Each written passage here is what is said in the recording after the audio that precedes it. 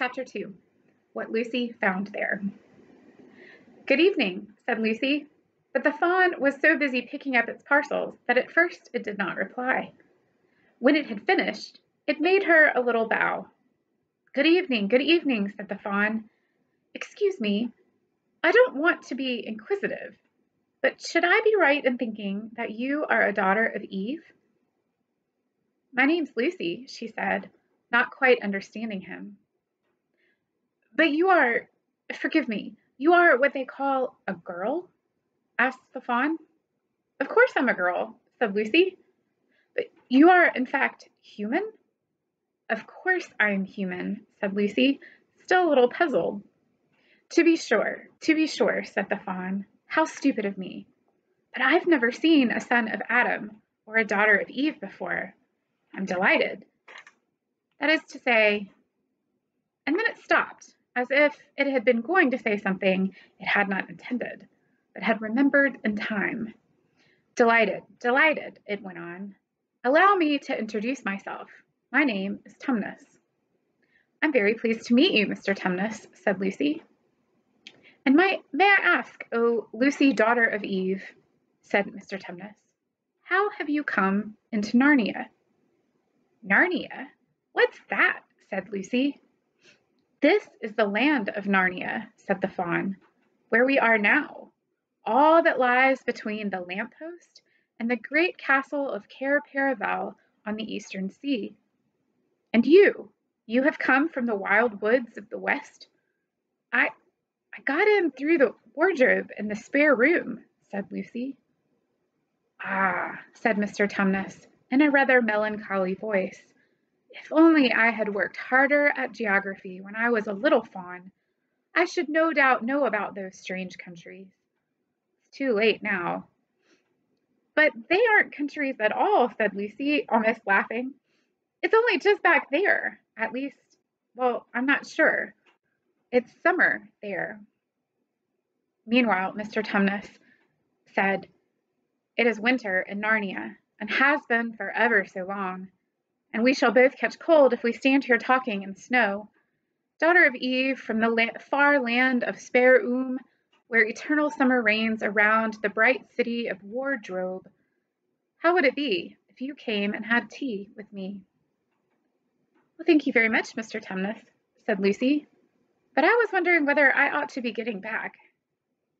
"It's only just around the corner," said the fawn, "and there'll be a roaring fire and toast and sardines and cake."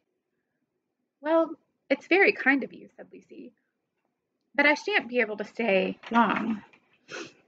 "If you will take my arm, daughter of Eve," said Mr. Tumnus, "I shall be able to hold the umbrella over both of us. That's the way. Now off we go."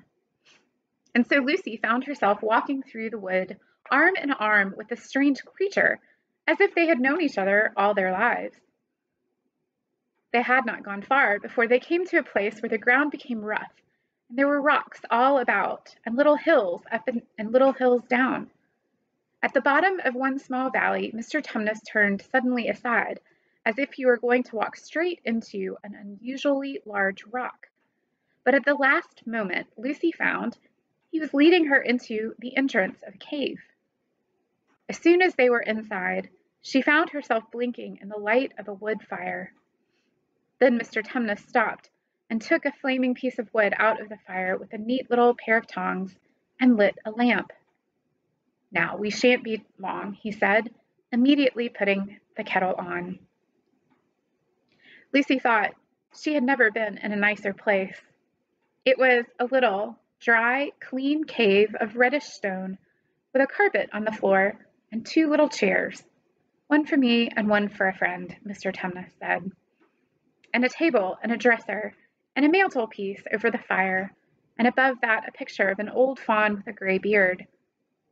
In one corner there was a door, which Lucy thought must lead to Mr. Tumnus's bedroom, and on one wall a shelf full of books. Lucy looked at these while he was setting out the tea things. They had titles like The Life and Letters of Silenus, or Nymphs and Their Ways, or Men, Monks, and Gamekeepers, A Study in Popular Legend, or Is Man a Myth? Now, daughter of Eve, said the Fawn, and really it was a wonderful tea. There was a nice little brown egg, lightly boiled for each of them, and then sardines on toast, then buttered toast, and then toast with honey, and then sugar-topped cake. And when Lucy was tired of eating, the Fawn began to talk. He had wonderful tales to tell of life in the forest. He told about the midnight dances, and how the nymphs who lived in the wells and the dryads who lived in the trees came out to dance with the fawns, about long hunting parties after the milk-white stag, who could give you wishes if you caught him, about feasting and treasure-seeking with the wild red dwarfs in deep mines and caverns far beneath the forest floor, and then about summer, when the woods were green and old Selenius on his fat donkey would come to visit them, and sometimes Bacchus himself. And then streams would run with wine instead of water, and the whole forest would give itself up to jollification for weeks on end. Not that it isn't always winter now, he added gloomily. Then, to cheer himself up, he took out from its case on the dresser a strange little flute that looked as if it was made of straw, and began to play. And the tune he played made Lucy want to cry, and laugh, and dance, and go to sleep, all at the same time. It must have been hours later when she shook herself and said, "Oh, Mr. Tumnus, I'm so sorry to stop you, and I do love that tune, but really, I must go home. I only meant to stay for a few minutes." "Well, it's no good now, you know," said the Fawn, laying down its flute and shaking its head at her, very sorrowfully. "No good?" said Lucy, jumping up and feeling rather frightened. "What do you mean? I've got to go home at once. The others will be wondering what has happened to me." But a moment later she asked, "Mr. Tumnus, whatever is the matter?" For the Fawn's brown eyes had filled with tears, and then the tears began trickling down its cheeks. And soon they were running off the end of its nose, and at last it covered its face with its hands and began to howl. "Mr. Tumnus, Mr. Tumnus," said Lucy in great distress. Don't! What is the matter? Aren't you well? Dear Mr. Tumnus, do tell me what's wrong."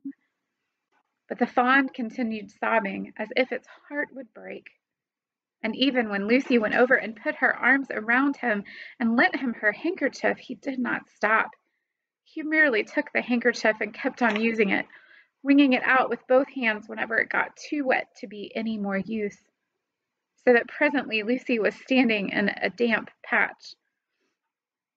"Mr. Tumnus," bawled Lucy in his ear, shaking him, "do stop at once. You ought to be ashamed of yourself, a great big fawn like you. What on earth are you crying about?" Oh, sobbed Mr. Tumnus. "I am crying because I am such a bad fawn." "Well, I don't think you're a bad fawn at all," said Lucy. "I think you're a very good fawn. You are the nicest fawn that I have ever met."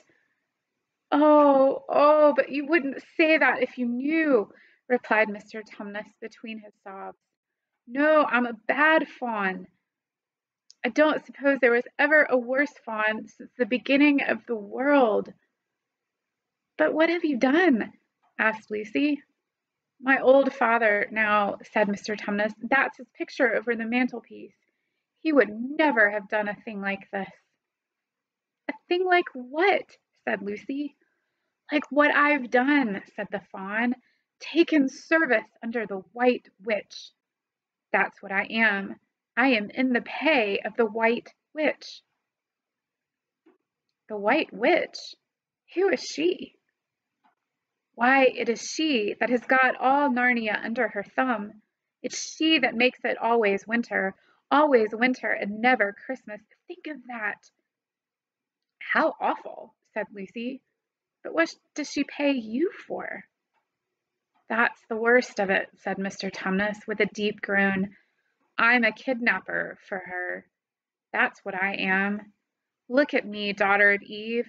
Would you believe that I am the sort of fawn to meet a poor innocent child in the wood, one that had never done me any harm, and pretend to be friendly with it, and invite it home to my cave, all for the sake of lulling it asleep and then handing it over to the White Witch? No, said Lucy, I'm sure you wouldn't do anything of the sort. But I have, said the fawn. Well, said Lucy rather slowly, for she wanted to be truthful, but yet not be too hard on him. That that is pretty bad, but you're so sorry for it that I'm sure you will never do it again. Daughter of Eve, don't you understand? Said the fawn. It isn't something I have done. I'm doing it now, this very moment. What do you mean? Cried Lucy, turning very white. You are the child, said Tumnus. I have orders from the White Witch that if ever I saw a son of Adam or daughter of Eve in the wood, I was to catch them and hand them over to her. And you are the first I've ever met, and I've pretended to be your friend and asked you to tea, and all the time I've been meaning to wait till you were asleep and then go and tell her.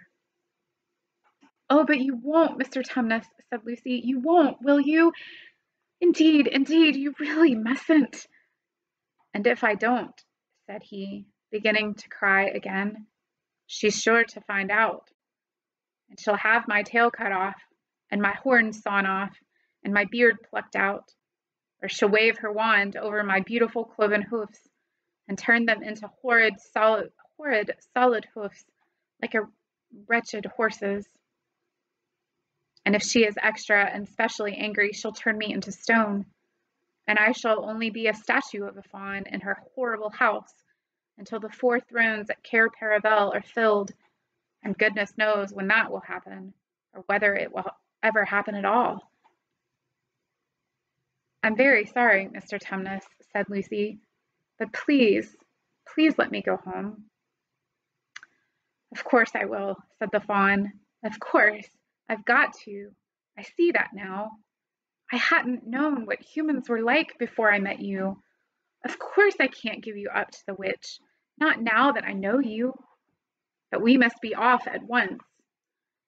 I'll see you back to the lamp-post. I suppose you can find your own way from there back to Spare and Wardrobe. I'm sure I can, said Lucy. We must go as quietly as we can, said Mr. Tumnus. The whole wood is full of her spies. Even some of the trees are on her side. They both got up and left the tea things on the table, and Mr. Tumnus once more put up his umbrella and gave Lucy his arm, and they went out into the snow. The journey back was not at all like the journey to the fawn's cave. They stole along as quickly as they could, without speaking a word, and Mr. Tumnus kept to the darkest places. Lucy was relieved when they reached the lamp-post again. Do you know your way from here, daughter of Eve? Said Tumnus. Lucy looked very hard between the trees, and could just see in the distance a patch of light that looked like daylight. Yes, she said, I can see the wardrobe door. Then be off home as quick as you can, said the fawn. And can you ever forgive me for what I meant to do? Why, of course I can, said Lucy, shaking him heartily by the hand. And I do hope you won't get into dreadful trouble on my account.